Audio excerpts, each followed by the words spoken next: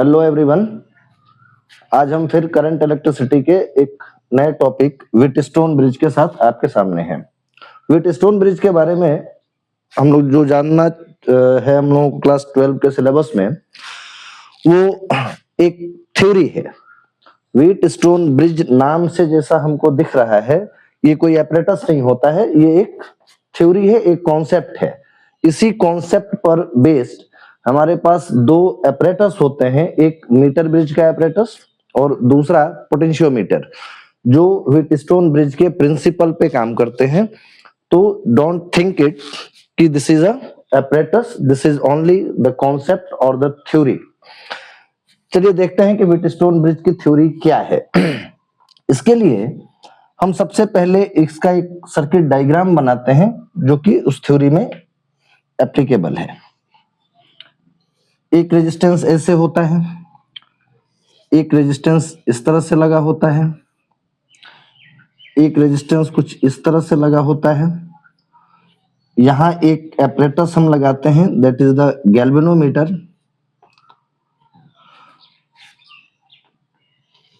फिर एक रेजिस्टेंस यहां ऐसे लगा होता है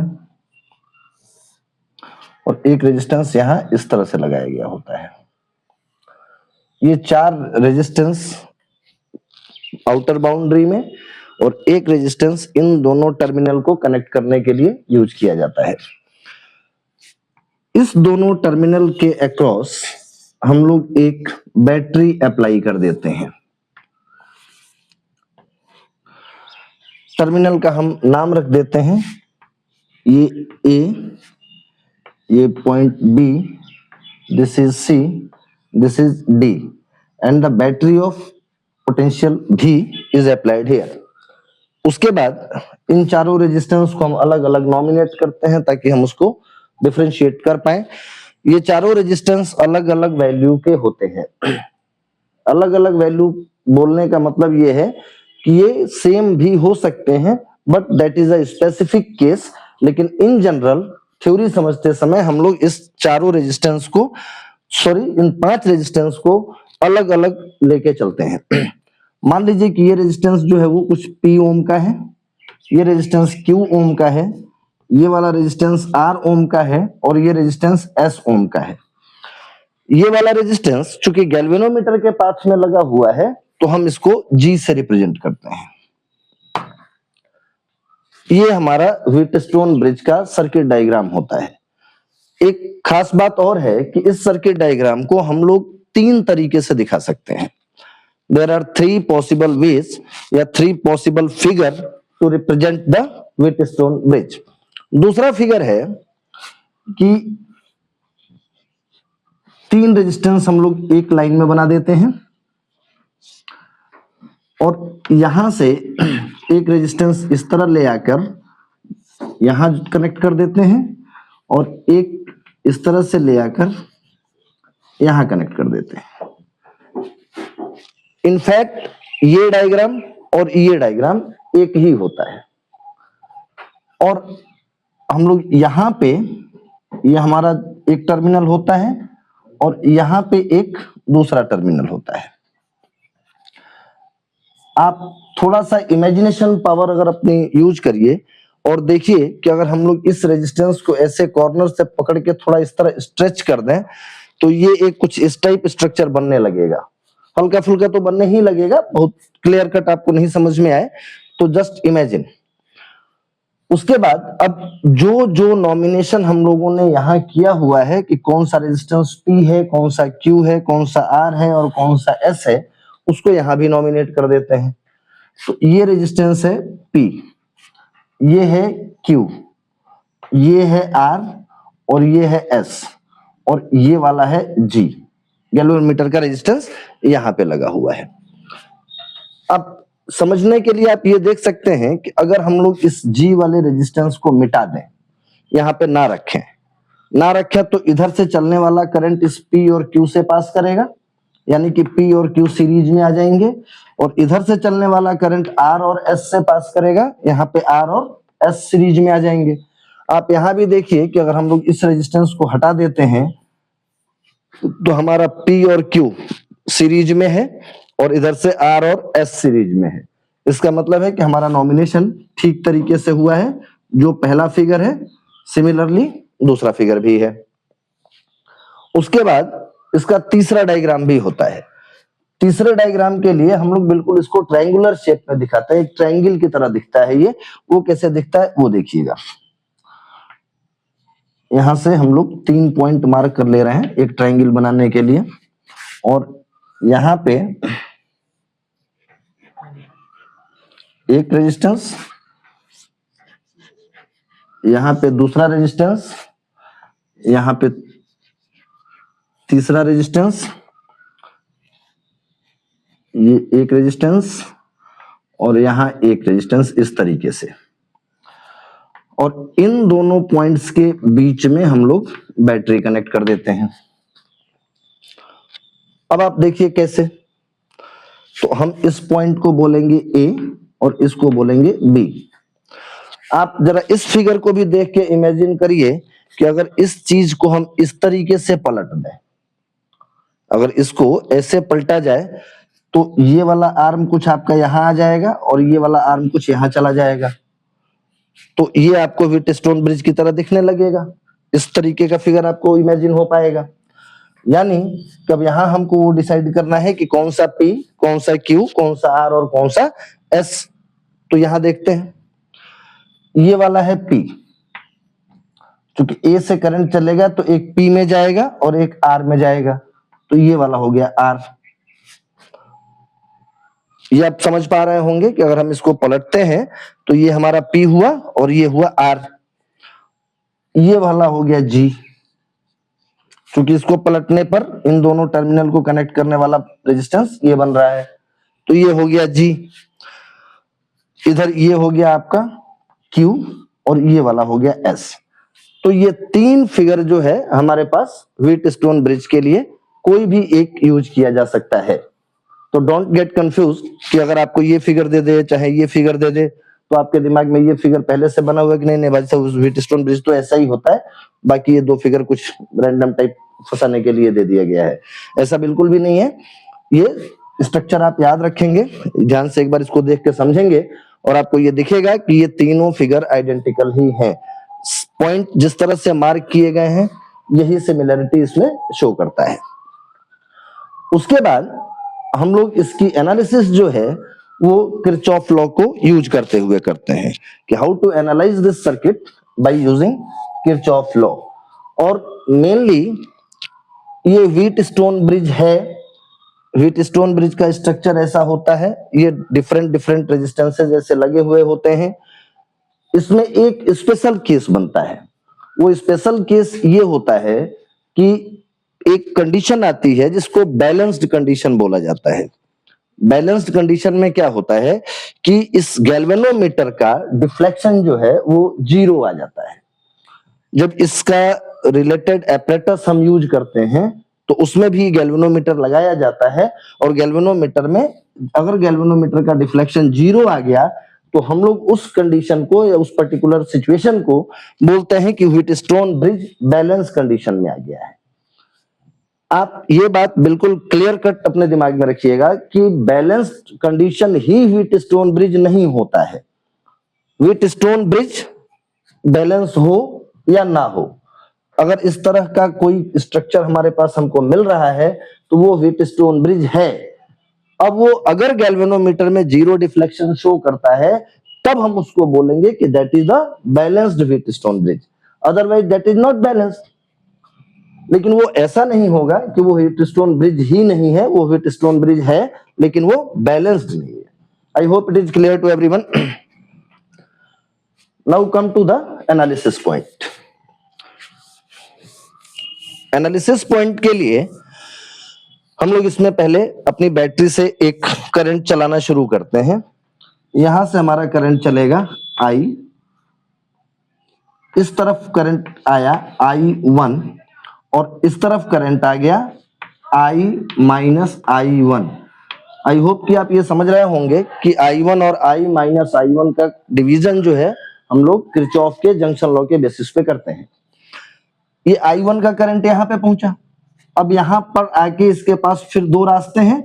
तो इधर कुछ करंट जाएगा और इस तरफ जो करंट जा रहा है हम लोग इसको एक स्पेशल पर्पज के लिए IG से डिनोट करते हैं। IG का मतलब कि the current passing through the galvanometer, I subscript में स्मॉल g, IG से डिनोट कर दिया। तो इस पर्टिकुलर जंक्शन B पर हमारे पास कितना करंट पहुंचा, I1, इसमें से इधर कितना चला गया, IG, तो इस तरफ कितना जाएगा, I1 माइनस IG। उसके बाद आप इस पर्टिकुलर जंक्शन D पर आ जाइए। D पर इस तरफ से जो करंट आ रहा है वो है IG और इस तरफ से जो करंट आ रहा है आर्म AD में that is I minus I1। तो हमको इस पॉइंट D के जंक्शन पे इधर से मिला IG और इधर से मिला I माइनस I1। तो the current passing through this resistance S is I minus I1 plus IG। फिर यहां जंक्शन C पे आइए, आप देख सकते हैं कि इधर से आने वाला current that is I1 minus IG और इधर से आने वाला current I minus I1 plus IG।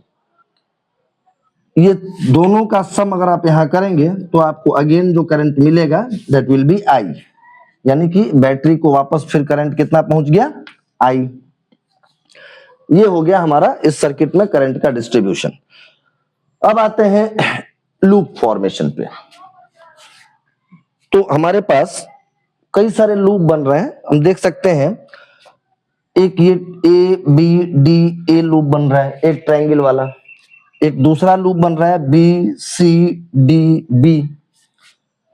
एक लूप बन रहा है, अगर आप बैटरी को इंक्लूड करते हुए चलते हैं तो आप यहां से आइए ABC, ये एक लूप बन रहा है, यहां से बैटरी से चलिए आप इस रास्ते आ जाइए।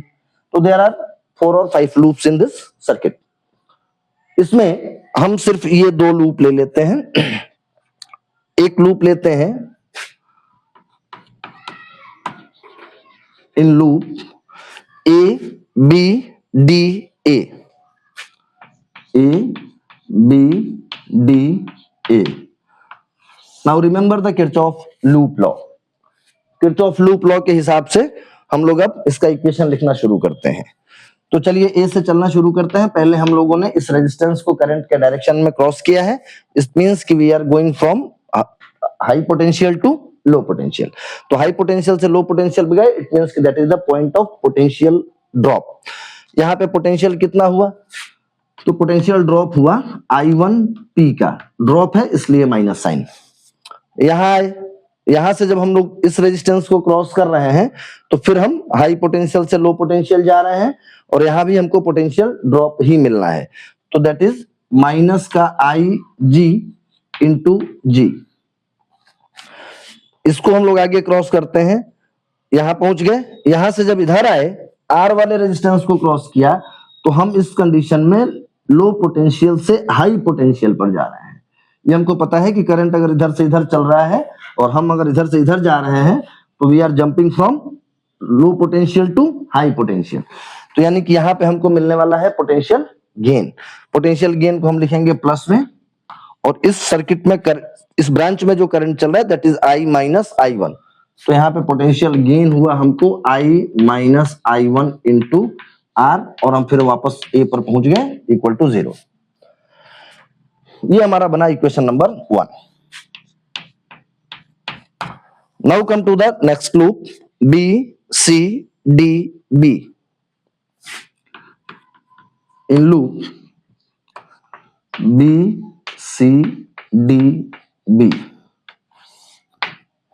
लूप BCDB में आइएगा तो B से चलना स्टार्ट किया। पहले हम Q के रेजिस्टेंस को क्रॉस कर रहे हैं, इसका मतलब कि यहां हमको क्या मिलने वाला है, यहां मिलने वाला है हमको पोटेंशियल ड्रॉप। पोटेंशियल ड्रॉप मिलेगा minus I1 minus IG into Q। यहां पहुंचे, यहां से हम इधर जंप करेंगे। करंट का डायरेक्शन हमको इस तरफ दिख रहा है और हम इधर से इधर आ रहे हैं। इट मींस कि we are jumping from low potential to high potential. It means कि this is the position of potential gain. यहां से हम क्रॉस करते हैं तो पोटेंशियल गेन का मतलब हो गया positive, and that is the I minus I1 plus Ig into S। यहां आ गए। अब ये गैल्वेनोमीटर वाले रेजिस्टेंस को क्रॉस करना है, करंट इधर से इधर आ रहा है, हम यहां से इधर क्रॉस कर रहे हैं, मतलब कि we are jumping from low potential to high potential and this is also the section of potential gain. तो यहां से हमको I G into G, I G into G equal to 0। Now this is the second equation. ये हमको दो equation यहां पे मिल जाता है। अगर हमारे पास ये डिफरेंट डिफरेंट रेजिस्टेंस दिए हुए हैं तो we have how many unknowns? There are 3 unknowns, I1, I and Ig। To solve this system we must have 3 equations because we have 3 unknowns, then to solve the system we must have 3 equations। तो एक equation हम लोग और इस battery को लेते हुए चाहे इधर से चल के बना लीजिए और चाहे इस तरफ से चल के बना लीजिए, एक इक्वेशन हम लोग और भी बना सकते हैं। खैर वो इक्वेशन बनाना जो है अभी हम अगले स्टेप में देखेंगे। यहां पर पहले बैलेंस्ड व्हीटस्टोन ब्रिज की बात कर लेते हैं। तो for balanced Wheatstone bridge, for balanced, हाँ व्हीटस्टोन ब्रिज को हम लोग शॉर्ट में WSB भी लिखते हैं, तो आगे के किसी भी प्रोसीजर में हम लोग WSB ही यूज करेंगे, पूरा नाम बोलने से थोड़ा आसान रहेगा। फॉर बैलेंस्ड WSB, अब बैलेंस्ड WSB के लिए मैंने शुरुआत में ये बात बताई थी कि हम लोग बैलेंस कंडीशन उसको बोलते हैं कि हमारे इस गैल्वेनोमीटर का डिफ्लेक्शन 0 होना चाहिए। गैल्वेनोमीटर का डिफ्लेक्शन 0 होने का मतलब समझिए उसका क्या क्या मतलब है। तो उसका मतलब ये है कि इस आर्म BD में कोई भी करंट नहीं चल रहा है, ना तो करंट B से D जा रहा है और ना ही D से B जा रहा है।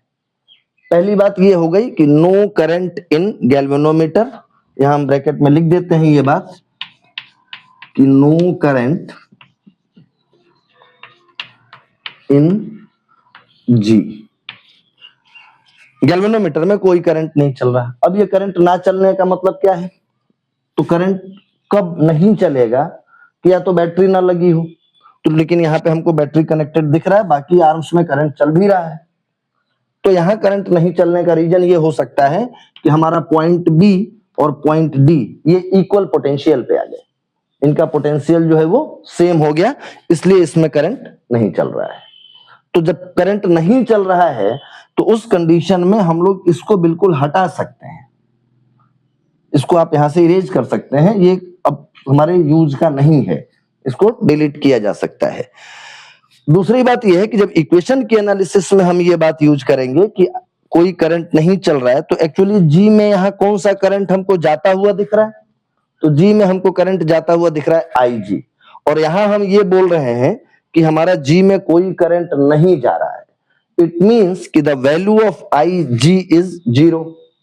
अगर इसमें कोई करंट नहीं जा रहा है तो इसका क्या मतलब हुआ कि IG इक्वल टू 0। तो हम यहां लिख देंगे IG इक्वल टू 0। अब इन दोनों इक्वेशंस में हमको जहां जहां IG दिख रहा है वहां वहां 0 कर दीजिए। तो जहां जहां IG है वहां वहां 0 करेंगे तो हमारा ये वाला टर्म 0, फिर यहाँ IG 0, यहाँ IG 0, यहाँ IG 0, ये सब 0 हो जाएगा। तो हमारे पास इक्वेशन क्या बचेगा? जो पहला वाला इक्वेशन है अब वो बचेगा I माइनस का I1P ये 0 और plus I minus I1 into R equal to 0। पहला ये बन गया और ये बनेगा, यहां से IG 0 हो जाएगा तो दैट इज माइनस का I1Q, और यहां से ये 0 हो गया तो प्लस का I minus I1 into S that is equal to 0। Now this is the equation number 3 and this is the equation number 4।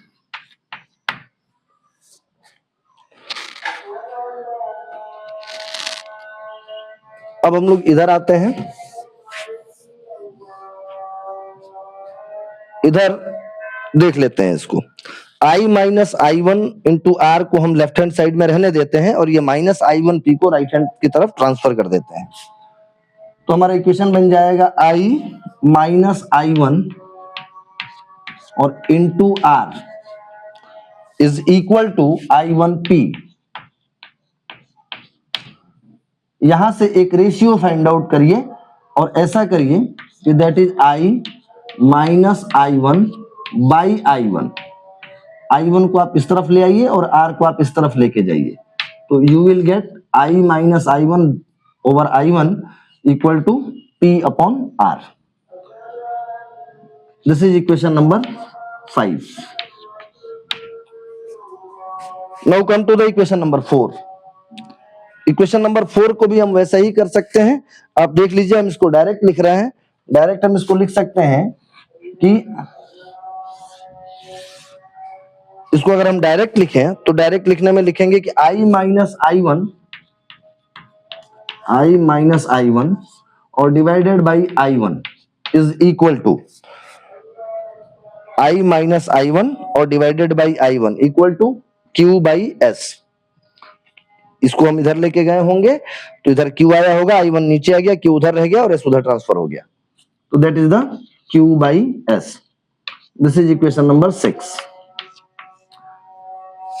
Now have a look on equation number 5 and equation number 6।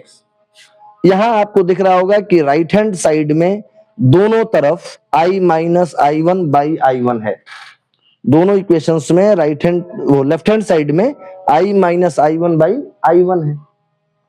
तो यानी कि इन दोनों को अगर हम compare करते हैं तो हमको ये दिखेगा कि by 5 and 6 P by R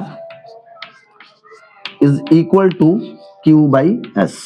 This is the condition for the balanced Wheatstone bridge। चूंकि ये बात हम लोग बैलेंस WSP के लिए कर रहे थे, आप चाहें तो आप Q और R को एक दूसरे से ट्रांसफर भी कर सकते हैं। तो आप ये भी लिख सकते हैं कि और P by Q equal to R by S। This is the condition for the balanced Wheatstone bridge। एक छोटा सा एग्जांपल देख लेते हैं हम लोग इस पे कि कैसे उसको हम लोग बैलेंस Wheatstone ब्रिज बोलेंगे। मैं इसको इरेज कर रहा हूं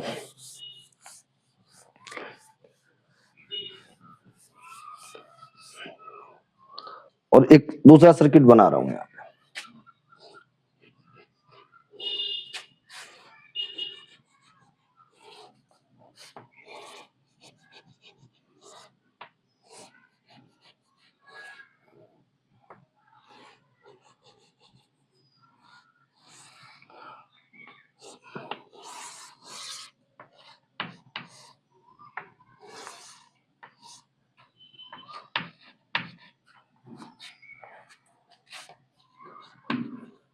ये एक रेजिस्टेंस लिया हम लोगों ने 4 ओम का, ये रेजिस्टेंस लिया 8 ओम का, ये रेजिस्टेंस लिया 10 ओम का और ये लिया 20 ओम का, ये लिया 15 ओम का। अब आप इस सर्किट को ध्यान से देखिए। जो पीछे हम लोगों ने व्हीटस्टोन ब्रिज के लिए एक डायग्राम बना रखा था, आप उस डायग्राम से इस फिगर को कंपेयर करिए। इस फिगर को जब हम कंपेयर कर रहे हैं तो हमको ये दिख रहा है कि P equal to 4 ohm, Q equal to 8 ohm, R equal to 10 ohm and S equal to 20 ohm. अब जरा ध्यान से बताइए कि ये वाला जो कंडीशन हम लोगों ने लिखा हुआ है P by Q equal to R by S या P by R equal to Q by S, वो यहाँ पे एप्लीकेबल हो रहा है या नहीं हो रहा है। तो P बाई Q मतलब 4 बाई 8 दैट इज 1 बाई 2 और R by S that is 10 by 20 means 1 by 2। It means कि यहाँ पर P by Q equal to R by S apply कर सकते हैं, अप्लाई हो रहा है। तो इसका मतलब ये हुआ कि ये 15 ओम वाली ब्रांच में कोई भी करंट नहीं जाएगा। अगर यहाँ पे हम लोग गैल्वेनोमीटर लगा दें तो इस गैल्वेनोमीटर का डिफ्लेक्शन जो है वो 0 दिखाएगा। 0 दिखाने का मतलब हो गया कि हमारा ये वाला पॉइंट और ये वाला पॉइंट जो है ये सेम पोटेंशियल पर आ गया। और सेम पोटेंशियल पर आने का मतलब कि हम लोग इसको हटा देते हैं। अब हमको ये दिख रहा है कि हमारे पास जो रेजिस्टेंस है वो 4 ohm and 8 ohm in the series, और इधर 10 ohm and 20 ohm in the series. Equivalent अगर निकालने को पूछा जाए तो वी कैन से दैट कि this is the 12 ohm and this is 200 by 30 ohm. Now you can calculate the parallel combination and we will get the final answer. We can find out the current. There are so many जो कि हम लोग पहले से जानते हैं। ये है हमारा व्हीटस्टोन ब्रिज और बैलेंस्ड व्हीटस्टोन ब्रिज की कहानी। Thank you, that's all for today.